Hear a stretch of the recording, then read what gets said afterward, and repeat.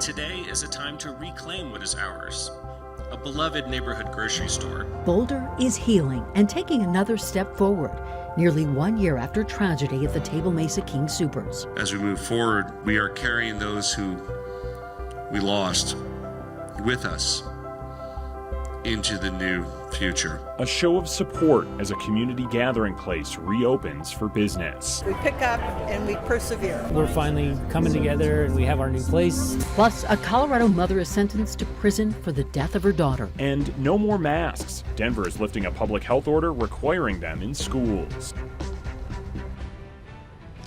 And we begin Denver 7 News at 5 with breaking news right now. Deputies in Douglas County are looking for this man, 29-year-old Casey Duvall. They say he is wanted for a double murder that happened southeast of Franktown. Denver 7's Ivan Rodriguez is live with more on what we're learning about this suspect tonight. And Jason, just like you said, the man the sheriff's office is looking for is Casey Michael Duvall. There's currently a search warrant out for his arrest. The sheriff's office believes he was last seen driving a gold Ford F-250 pickup truck with a Colorado license plate of 052XPI.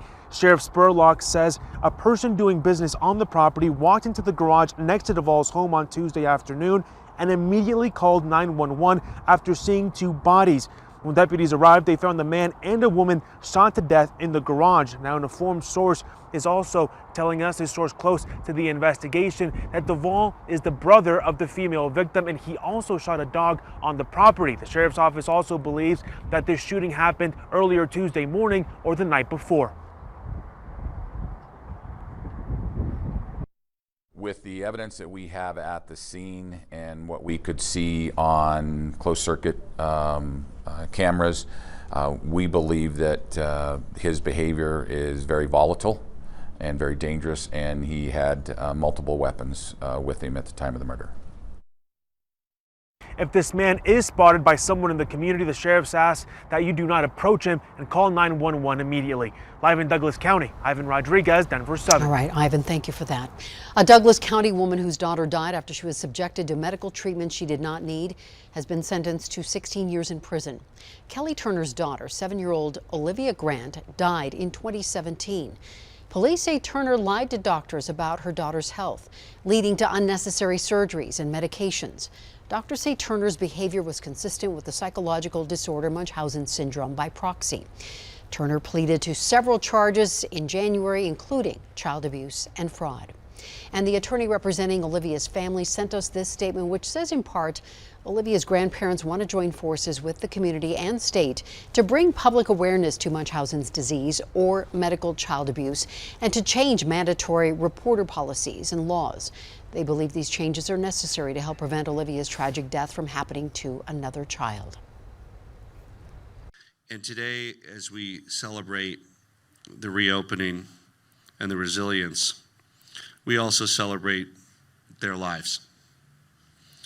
And also that this is a turning point for our community to move forward.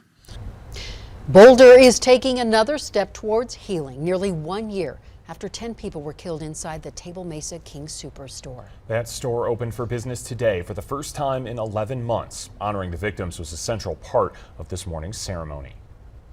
We have been forever changed by the violence of that day, and so important that we began this ceremony with a moment of silence for each of the victims. They will never be forgotten.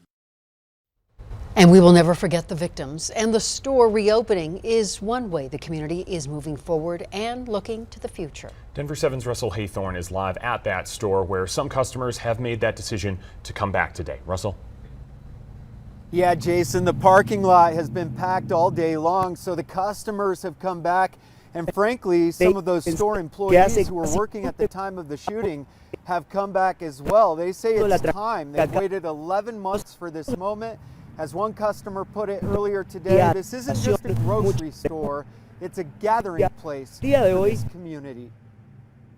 And today, as we celebrate Against the backdrop of the Boulder Flatirons, It's very touching to see everybody here. an emotional reopening for a community still grieving. I'm still crying.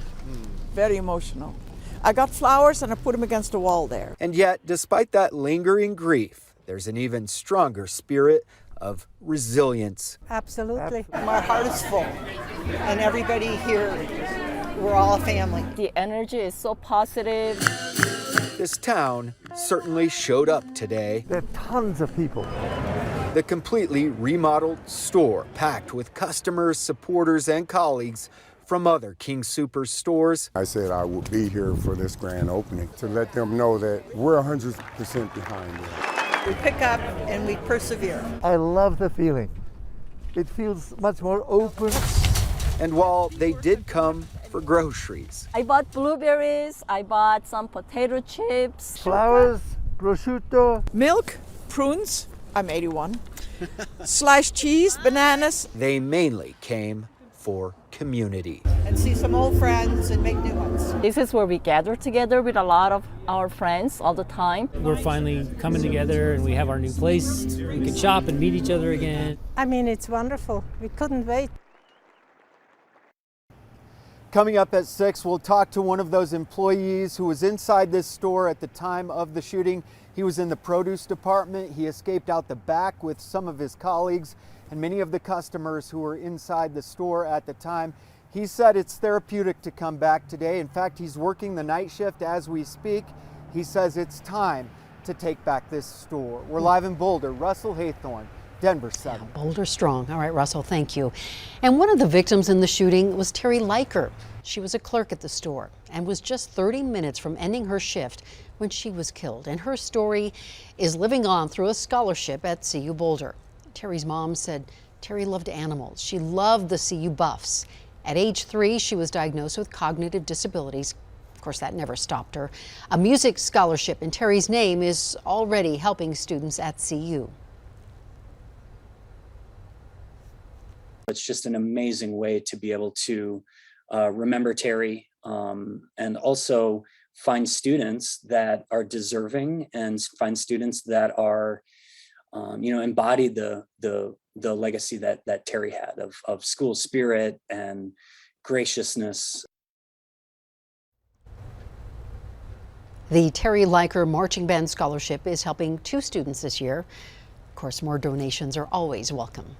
Boulder police officer Eric Talley was the first officer on scene that day. He was killed protecting others and saving countless lives. His name has been added to Boulder's police memorial.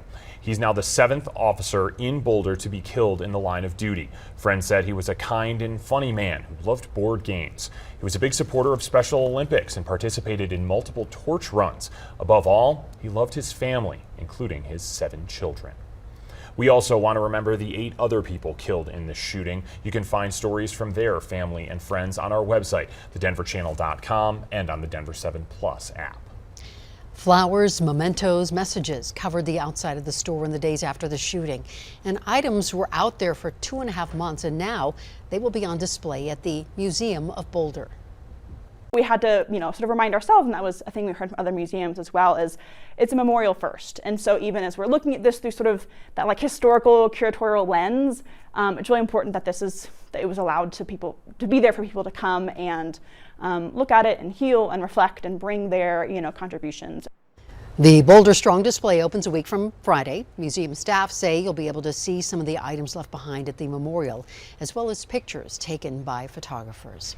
And you can find all of our coverage on the King Soopers shooting, including today's ceremony, on thedenverchannel.com and on our free Denver 7 Plus app. We'll also have more coming up on Denver 7 News at 6. Making a return visit to help support the Boulder community. A lot of them remember us, and we're very thankful for us to be back again. The group making sure people feel comfortable returning to King Soopers. If anybody is anxious or concerned about being back in the store, a dog kind of calms them down. Plus, get out your skis and snowboards. A popular hill is now open for the season in Denver.